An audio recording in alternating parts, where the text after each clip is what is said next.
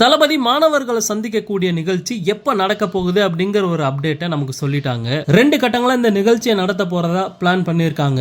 அதுக்கு முக்கியமான காரணம், போன வருஷம் இதே நிகழ்ச்சி நடக்கும்போது கிட்டத்தட்ட 10 மணி நேரத்துக்கு மேல தொடர்ச்சியா நடந்தது. தளபதியும் பாத்தீங்கன்னா அவ்வளவு நேரம் நின்னுகிட்டே மாணவர்களுக்கு பரிசுகளை வழங்கினாரு. அது மட்டும் இல்லாம தமிழ்நாடு முழுவதும் இருந்து வந்திருந்த மாணவர்கள் அண்ட் பெற்றோர்கள் அவ்வளவு நேரம் வெயிட் பண்ற மாதிரி ஆயிடுச்சு. சோ இந்த டைம் அந்த மாதிரி நடக்க கூடாது அப்படிங்கிறதுக்காக தான் தளபதி பாத்தீங்கன்னா இந்த நிகழ்ச்சியை 2 கட்டங்களா நடத்துறதுக்கு முடிவு பண்ணியிருக்காரு. தமிழ்நாட்டில் இருக்க மாவட்டங்களை 2ஆ பிரிச்சு ஜூன் 28ஆம் தேதி அண்ட் ஜூலை 3ஆம் தேதி அப்படின்னு 2 கட்டங்களா இந்த நிகழ்ச்சி நடக்க போகுது. சென்னை திருவான்மியூர்ல இருக்க ஸ்ரீ ராமச்சந்திரா கன்வென்ஷன் சென்டர்ல தான் இந்த நிகழ்ச்சியை நடத்துறதுக்கு ஏற்பாடு பண்ணியிருக்காங்க.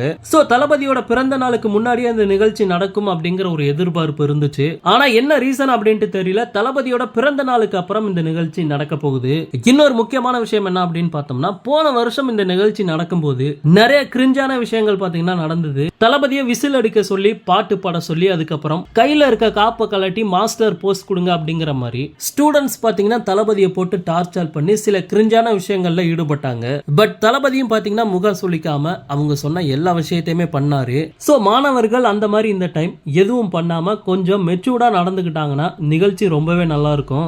இன்னொரு முக்கியமான விஷயம், தளபதி முதல் முறையா ஒரு அரசியல் கட்சி தலைவரா இந்த நிகழ்ச்சியில கலந்துக்கிறாரு. சோ கண்டிப்பா தளபதியோட ஸ்பீச் அப்படிங்கிறது தரமா இருக்க போகுது. ஓகே நண்பா, இந்த மாதிரி தளபதியோட எல்லா அப்டேட்டையுமே மிஸ் பண்ணாம பார்க்க நம்ம சேனலை சப்ஸ்கிரைப் பண்ணி சப்போர்ட் பண்ணுங்க. தேங்க்யூ.